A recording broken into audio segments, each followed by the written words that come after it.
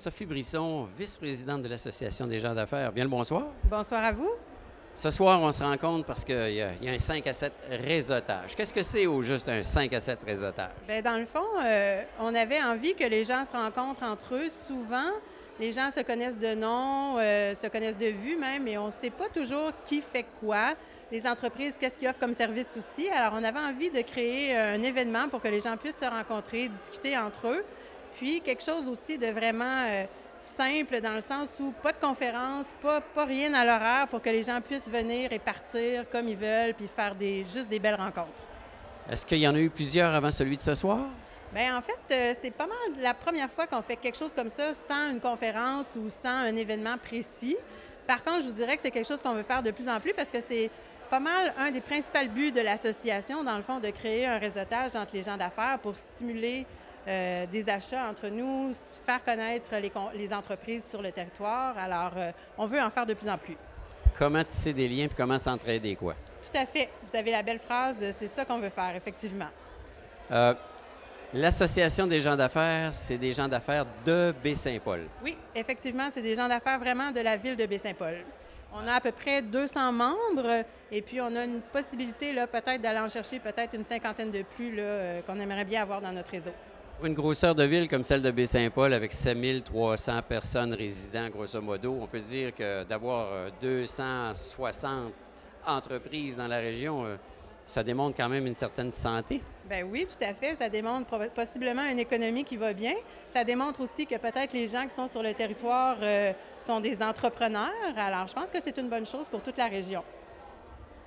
Je regardais dans la salle, il y a plein de posters, on peut l'expression, je dirais même plus que des posters, des affiches, pour employer l'expression française, qui représentent effectivement des pages frontispices du guide que vous imprimez à chaque année. Ça fait combien d'années, là, tout ça? Ça fait 25 ans. En fait, à la fin de l'année 2018, c'était le 25e anniversaire de l'Association des gens d'affaires. Je pense que le guide existe depuis 20 ans, par contre, peut-être pas depuis les débuts.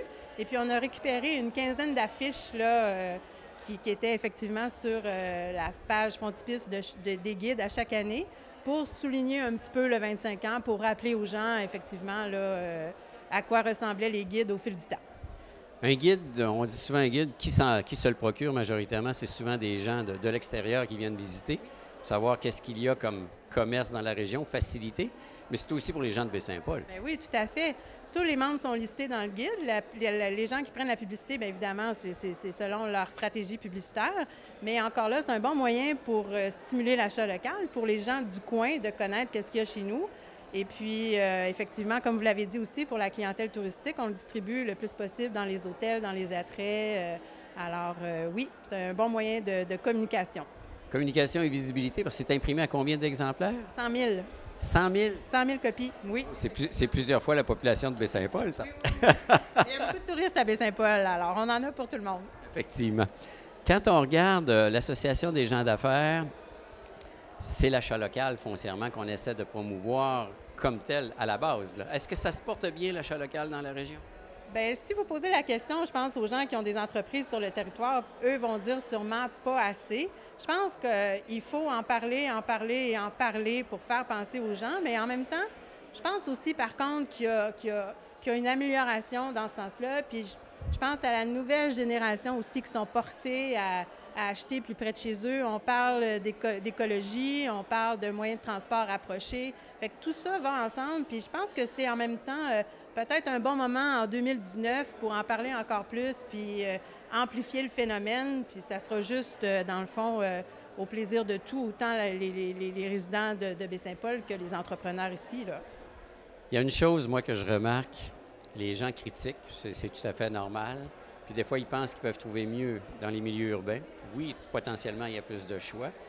Les prix, c'est comparable. Puis des fois, tu payes effectivement ton essence pour t'en aller dans les centres urbains. Puis tu oublies que tu as payé ton essence, tes assurances, le véhicule qui est utilisé ou quoi que ce soit pour revenir. Tu dis, bien là, j'ai économisé 5 puis finalement, ça t'en a coûté 20 Il faut calculer là-dedans. Là. Tout à fait.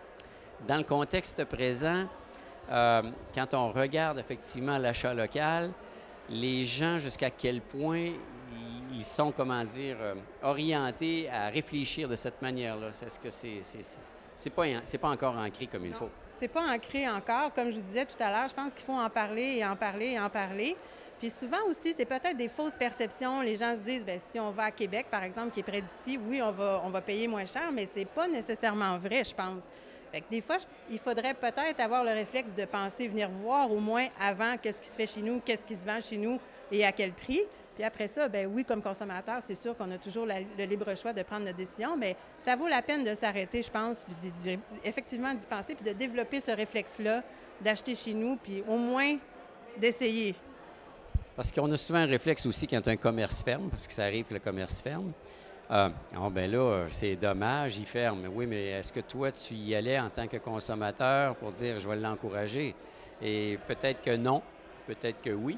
Mais quand un commerce local ferme, c'est une page d'histoire qui se tourne, puis avant qu'il soit remplacé, ça crée un vide. Là. Oui, c'est toujours dommage, effectivement. Puis peut-être qu'on le réalise après aussi. On se dit, bon, bien finalement, je ne l'ai peut-être pas assez encouragé comme j'aurais dû.